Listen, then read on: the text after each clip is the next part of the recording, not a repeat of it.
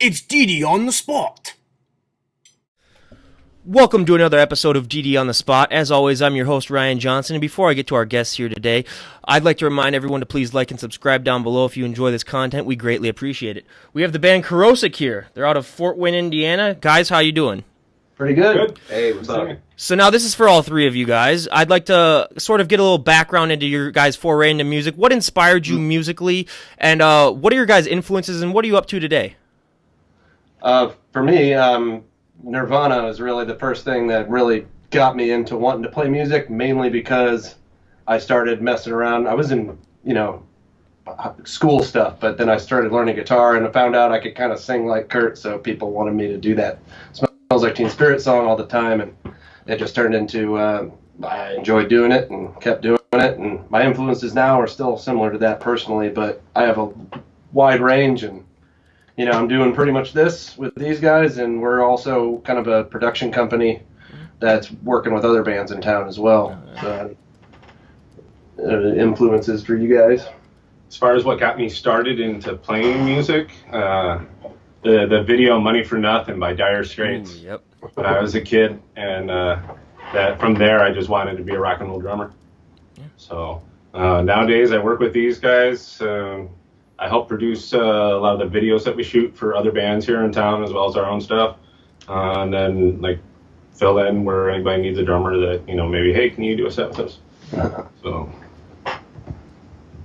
As far as I go, I came from a family of musicians. It was always normal at Christmas and Thanksgiving for a whole group of my aunts and uncles and my mom to be sitting around a piano with other instruments, just, playing music, all night long.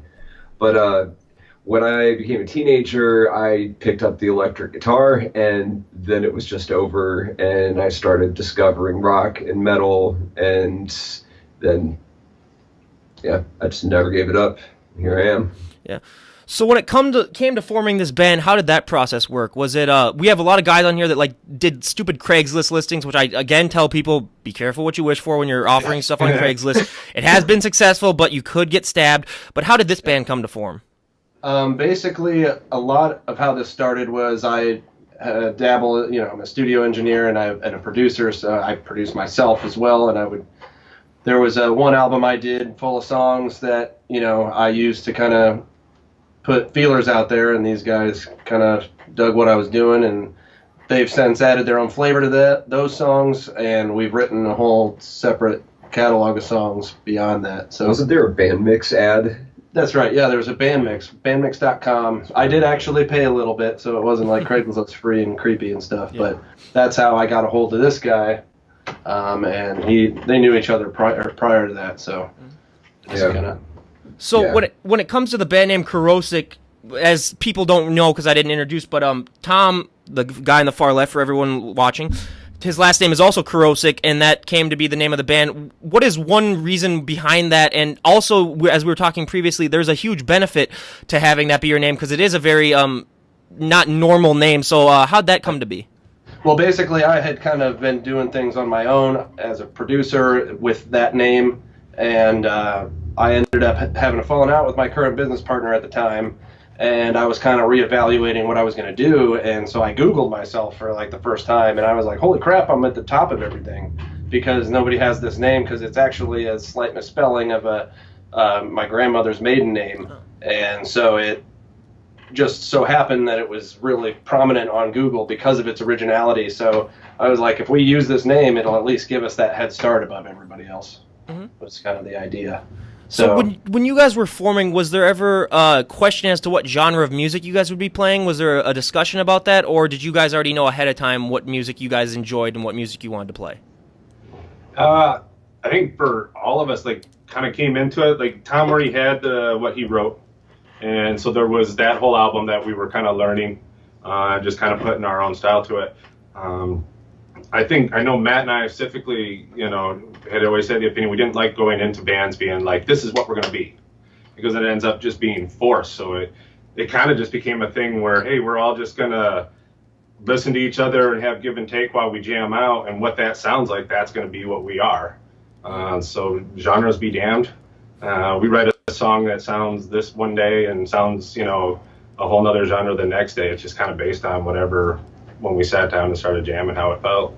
Yeah, and when we hooked up with Tom, just listening to his most recent solo album that he put out, you could definitely see that in his own style, it was very much on board with that same ideal of, you've got something that's very slow, melodic, and electronic, and then the next song is just kicking your ass and peeling your face back, and it's, the part of putting together a listening experience of a whole album, and I think we all kind of have that similar trajectory in our own personal tastes and writing styles. I don't want every song to sound the same. No. So now, Matt, I like to ask the bass player the questions first, because the bass player is kind of the unsung member of the band. They don't really get as much attention as they should. They're kind of the redhead stepchild, as I like to call them, of the band. But what would you say is the biggest misconception about bass players when it comes to music? Man, I don't know. All the stereotypes are true that I've seen so far. But It's all true. I played electric guitar for years, well before I became a bass player, and that's just, I'd kind of always played bass for fun. So I don't know. There's still a part of me that I don't totally identify as a bass player in my head, because I've played guitars for, at least a good 10, 15 years before I ever actually started playing bass in a band. Yeah. But, man, common misconceptions about a bass player is that it's, I don't know, I would say same as with any other musicians. If you haven't played it, if you haven't done it, then...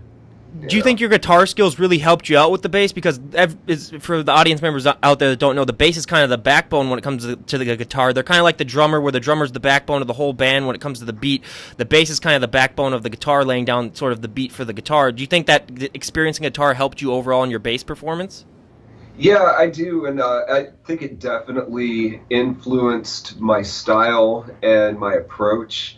When we started this project, we had a second guitar player, and he ended up leaving, under good terms, of course, and he's kind of out doing his own thing, but we were short a guitar player, so I ended up changing up some of my style and some of my technique to be kind of like half bass player, half rhythm guitarist. I added some distortion and some other effects into my bass rig that give it a little bit more depth of sound and help fill in those gaps where that second guitar was, since we chose to just carry on as a three-piece instead of getting another band member.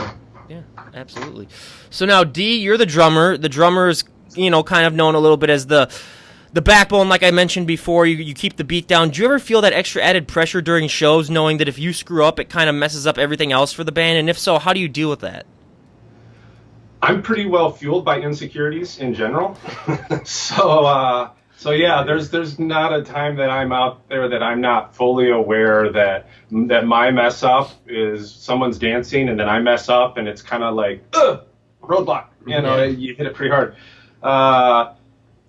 You deal with it and you learn how to refocus that energy, and you just lean into it. And there just comes a point where, like, I am human. I know what's expected of me, and you listen to the album, but understand that it took several takes. If there was one thing that you could change about drumming, what would it be and why? There was something I could change about drumming. The equipment carrying. Yeah, it could be a lot lighter. But in general, nothing. I absolutely am drawn to drums. I can spend, like, walking through a music store and just staring at drum sets that are set up, and it drives my wife nuts because I just stare at it. I just love the way they look. I am totally in love with the instrument. And lastly, how has being married sort of changed your music career, changed your music? Has it changed maybe some of the themes that you like to associate with your guys' music? How has that worked? No, she's pretty supportive, and I think her interest in the music I play over the years, she's kind of come around to, where it used to be she would hear something and she'd be like, no, she just rejected immediately, didn't like it. She's come around. In general, being married and especially I've been married for quite a while, and so that just as a person, you grow, and I think it reflects in my art. It's a little more mature than it was, say, 20 years ago. And Tom here, what would you say is the biggest struggle that you guys had starting out as a band, and how did you guys overcome it? I don't know. It's really tough because we actually had a really easy start. We really, just our schedules matched up, our, personalities matched up. We got real lucky on getting on shows early and stuff like that. Really, the hardest part, I think, is just, making sure you can, fund the thing because, you end up, driving around and doing stuff and you need equipment and all of that and trying to get everything around to put out a platform with, recorded music and pictures and for, that's just the major struggle that anybody has. So, that would probably be our biggest thing because I've never had an easier situation in starting a band. It was definitely really smooth. I'd say that the biggest problem then and now, though, is just not being able to do enough quickly. Yeah, time's a mofo. Yeah, because we have huge ambitions and we end up taking on all these things. That is one of our and biggest it's doing really good, but in our head we're like, no, it should have been done weeks ago and we're so behind. And, that's, I think, something that, as we keep doing this more and more, it's still a relevant thing that we have to balance out. Yeah, definitely. So very ambitious people. Yeah. So one of the things that I came to realize when I started this podcast is that I'm close to the Minneapolis area, and I started with a lot of Minneapolis acts, and I realized there's just a huge plethora of metal there. I didn't know that metal would be the dominant genre close to where I live, but you guys are in the Fort Wayne, Indiana area. What would you describe as the dominant genre of music down where you guys live? That's tough. Pop punk, maybe. I don't know. There's a lot of stuff. Like there's kind of like sects of certain kinds of music. There's like the certain street where there's like a lot of like the hipster type bands where they have a little more of like the almost bluegrass bent but they're still punk in some ways. And then there's what the scene we're kind of a part of, which is really just like the alternative thing, which is like a mishmash of punk rock, just straight rock, some metal, some, just really indie alternative, stuff like that. And then there's also like a whole range of more pop type people or funky people who can occupy the more upper class bars where, they want somebody who can play 3 hours of their own original music but still sound kind of like funk or play covers too. So there's actually a lot of bands around here. It is a very not saturated but a vibrant scene for sure. Did you find it hard starting out then, not being part of like the quote unquote dominant genre? Did you find it hard to get gigs, or was there mainly a support system of venues that would be willing to have you guys?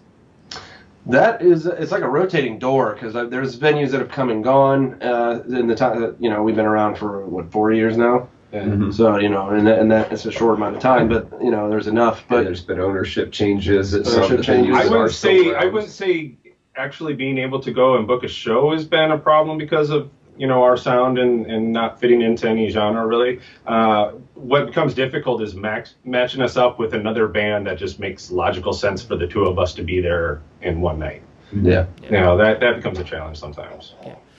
So we like to talk about how inspiration behind lyrics and how you guys come up with that. Are there any themes that you think that you guys express more than others lyrically, or do you guys like to mix and match themes a lot? There's definitely a mix and match, but I would definitely say that the theme is just an observation and personal critique of the world around us. That's definitely what I did when I was writing alone in the early days, and then these guys have both been a part of the lyric writing for our major last release, and I'm sure are going to be in this one that we're writing now.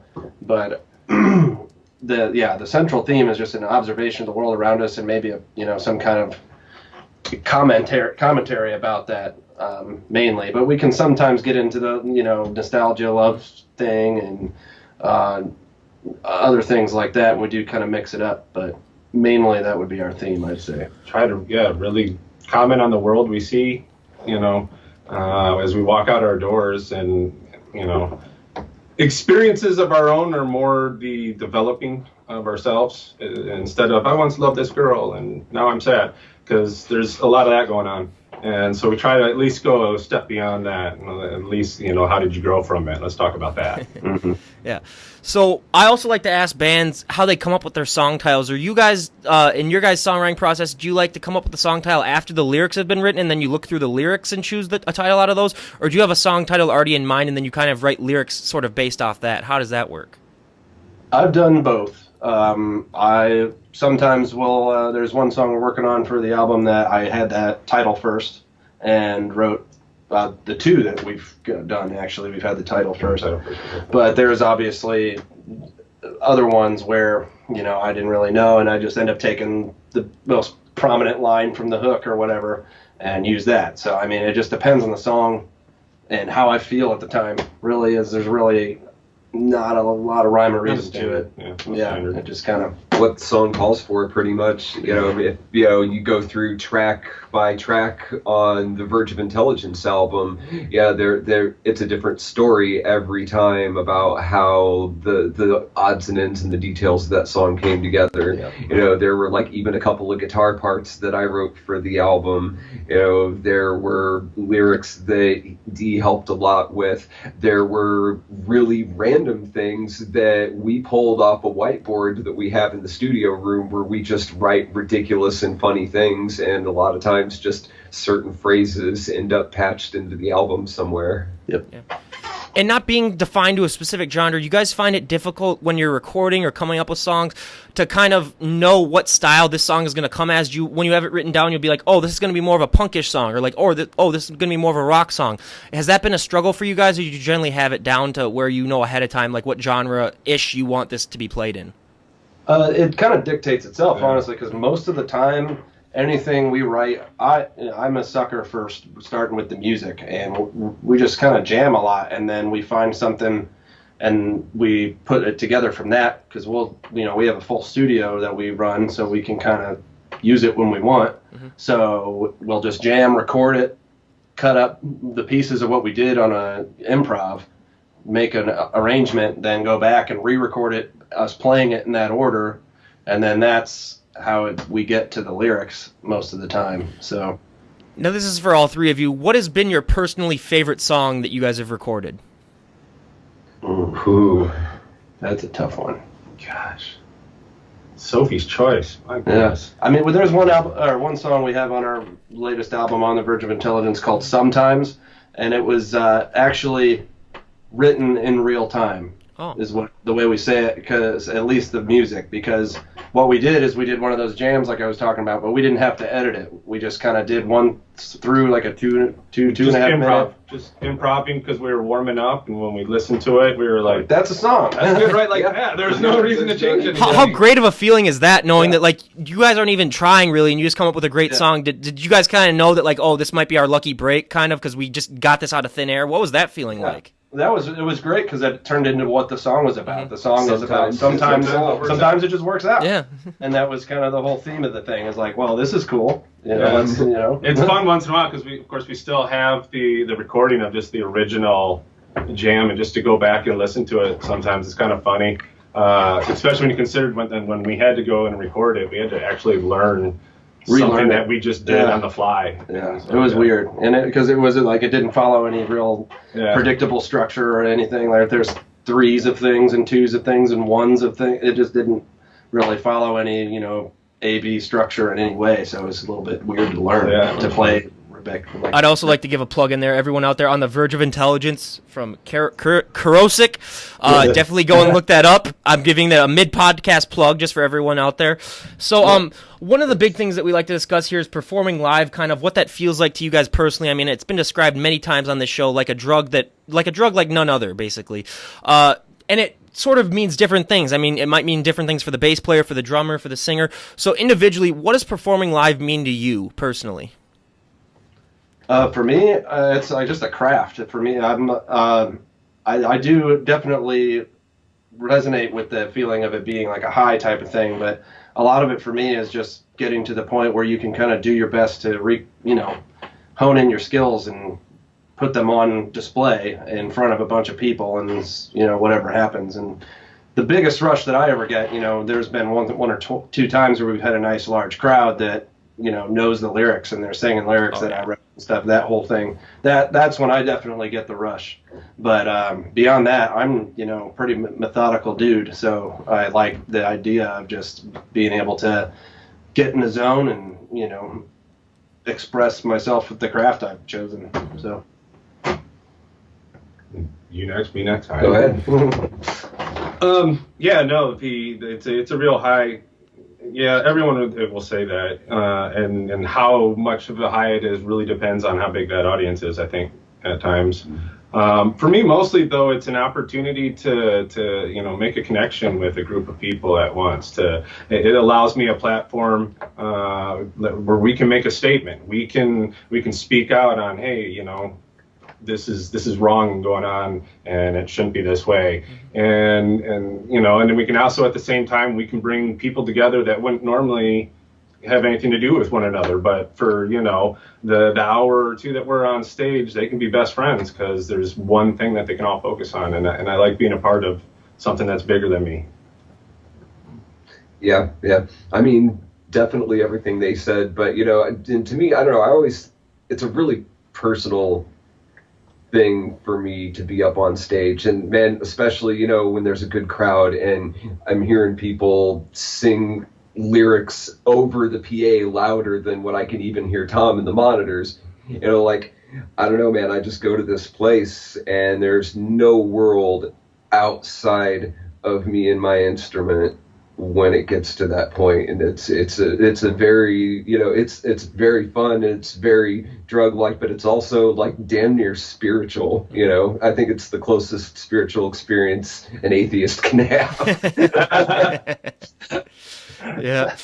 So I also like to ask, would you guys have any pre-show traditions? We have some bands on here that say that they like to drink a few beers or have a few shots to get some liquid courage up, or they all like to do stretching. Do you guys have like a known tradition that you guys like to do before you get on stage, or you guys just like to wing it when you get there?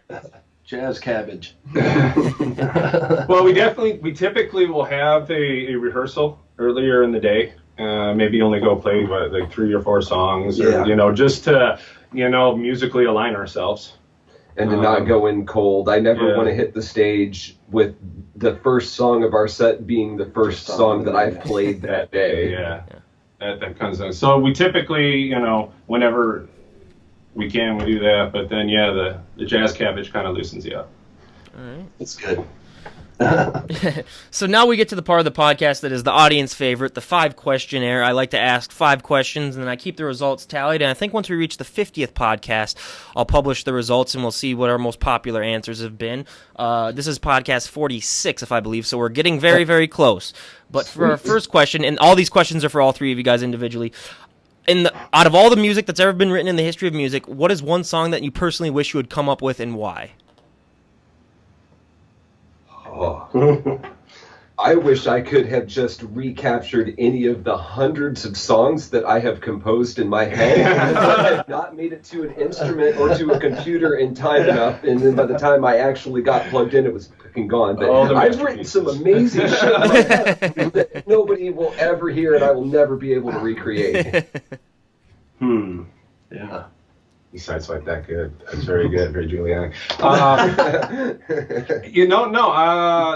Pixies, Where Is My Mind? And honestly, there's 2 reasons. It's such a simple song, and it's so pure, and it's and just its tone and how it feels. But personally, for me, I was a pretty mixed up teenager.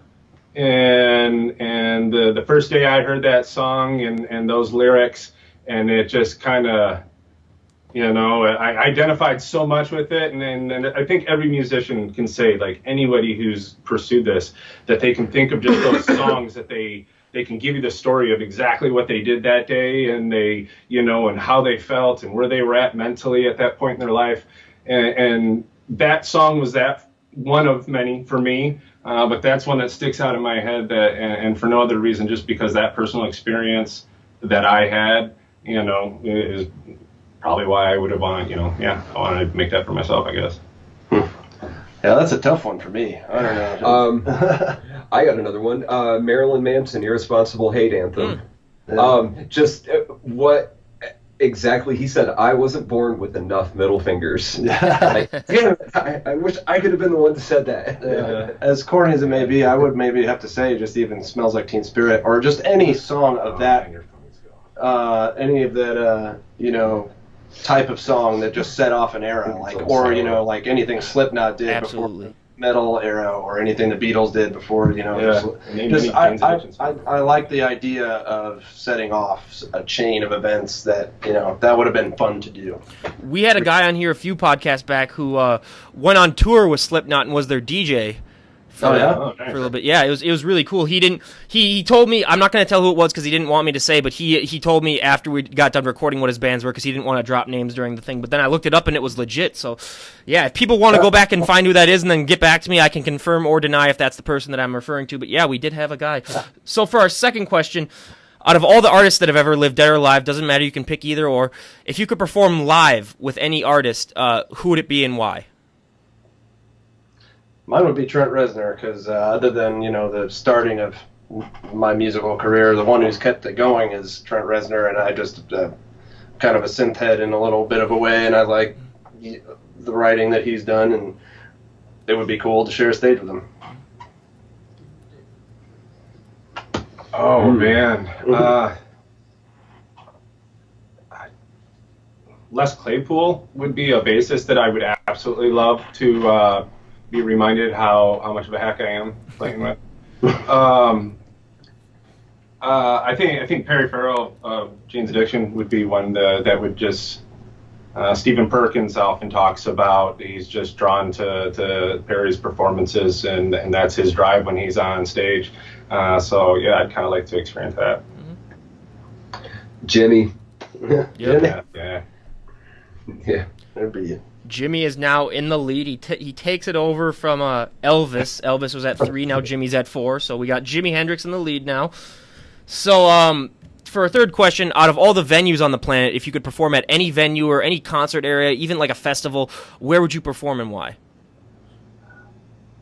Oh, That'd be I don't know. Wembley, man. Let's shoot for it. Let's just play Wembley. Just go big. Go big. Heck yeah.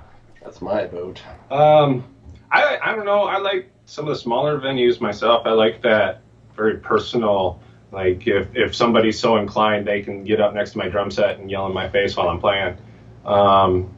I've always been interested in Red Rock Theater in Colorado, though. That would be fun. That is gorgeous, and the acoustics and whatnot just naturally that occur. That'd be big. I would want to play a show in a third world country. I know that sounds weird, but there's some of these places though that these shows, when they actually happen, because they're so few and far between, they're just amazing, and people as far as the eye could see, because this might be one of the only times that year they'd even get a chance to see any concerts. Yeah, absolutely. I have to announce this is the first time Wembley's been on the list. I'm very disappointed that it took us to our 47th or 46th episode for that to happen. But Red Rocks, I had temporarily banned Red Rocks because out of like the first 12 podcasts, we had 9 Red Rocks. So then I got really mad. I was like, okay, we're not doing Red Rocks anymore. But then I banned it for like 20 episodes, and then Madison Square Garden caught up to it. So now Red Rocks just reinforced its lead now. Now Red Rocks is at 10, and Madison Square Garden remains at 7. But now we get to the real nitty gritty. Now this is the part where we break up bands because of just the tension that this causes. But guilty pleasure songs. What is a guilty pleasure song that you think the rest of the band members would not know that you enjoy? I think any song I name. In My Feelings by Drake. I like it.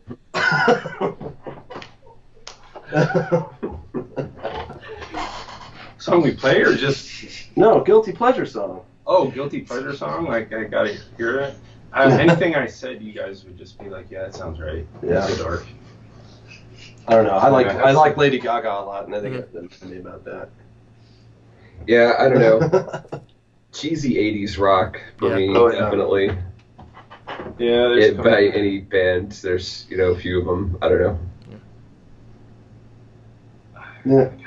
He's not playing the game. I guess I really can't say, man. I'm not embarrassed by any of it. You guys can suck it. For a lot of years, I was razzed for Depeche Mode. Oh yeah. I got picked on a lot for liking Depeche Mode, especially in the '90s. Oh man. Yeah. That brings up a very interesting point. I was going to wait to announce it, but I am currently in talking with the Depeche Mode manager and maybe trying to get one or two of the band members on here for maybe a good 15-20 minutes if they can manage it. It'd be sometime in October, but I'll keep my audience updated on that. They are one of my favorite bands. I was raised in the 80s genre, even though I was born in 94. I was still raised in that type of music, so I really enjoy that. But so that's a little announcement for our fans. And then lastly, guilty pleasure genre.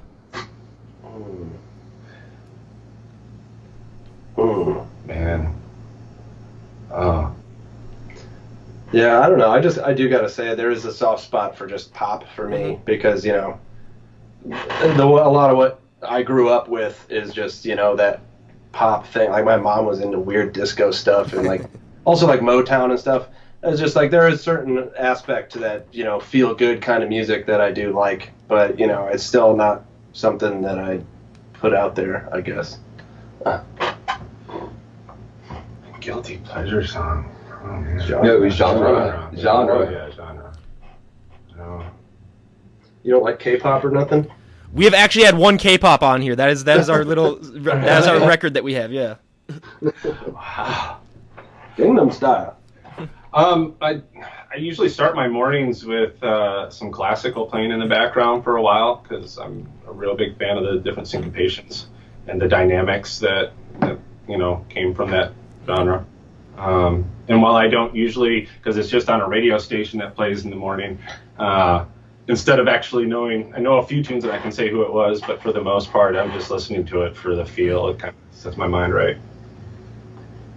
Jazz for me. Jazz. And not just like normal jazz. Like I even like the weird cheesy elevator jazz too. Elevator jazz. Elevator jazz. Jazz alone isn't a guilty pleasure. Down there. So now this is also for each of you guys. If someone were to walk up to you on the street and say, "Hey, I'm really interested in forming this band here," what would be the best piece of advice that you could give that person in order to be successful in their music endeavor?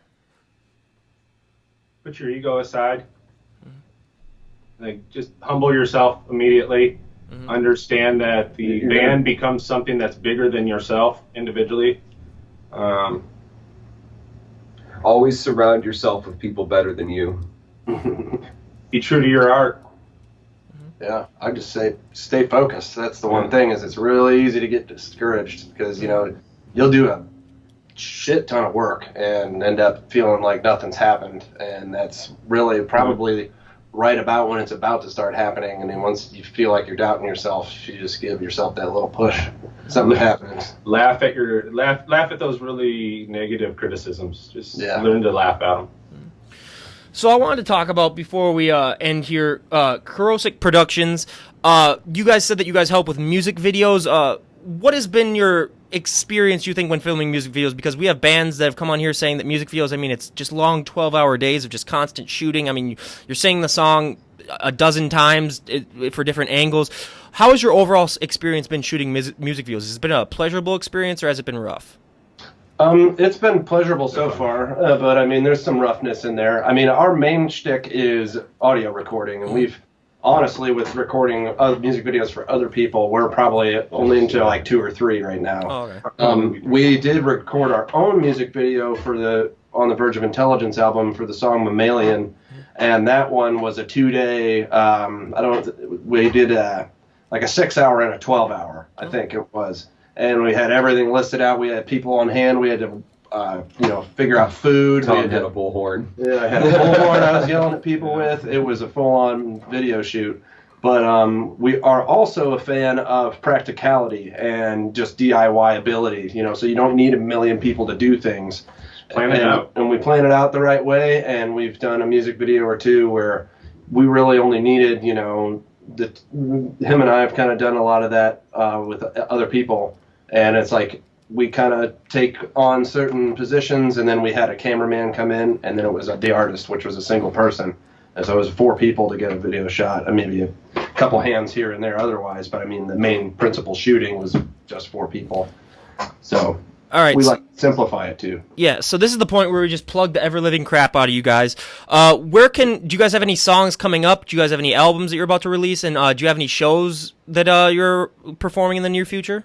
As far as albums, we're probably not going to drop that till sometime in the spring. Okay. We're still in the writing phase. We can buy the album on the website. But you can buy On the Verge of Intelligence on our website, which is just www.kerosec.com. You can find us on Facebook, which is where we usually promote ourselves with shows. Upcoming shows, we have Taste of the Arts, which is this Saturday, which is just a Fort Wayne city put on thing. There's like 4 or 5 stages throughout the city. Videos about to drop. We do have a video for our song Presidential that's coming out soon.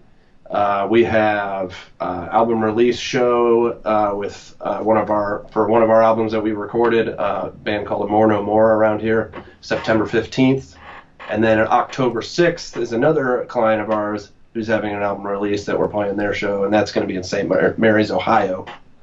Other than that, we regularly drop, we actually do on our YouTube channel some comedy skits, behind the scenes stuff, or rehearsal footage, so there's always stuff coming out on there too. The YouTube channel always has stuff, probably about, we try to keep it weekly. Fridays, we try to put something new out every Friday. Yeah, so I'll definitely leave a link down below for all that stuff. I mean, like they said before, Taste of the Arts, if you're near the Fort Wayne area on Saturday, go and check these guys out. They got an album release show September 15th, and then in October 6th, St. Mary's, Ohio. Like to repeat, you're in the Ohio St. Mary's area, October 6th. Go and check these guys out. Link to their YouTube channel, www.kerosec.com.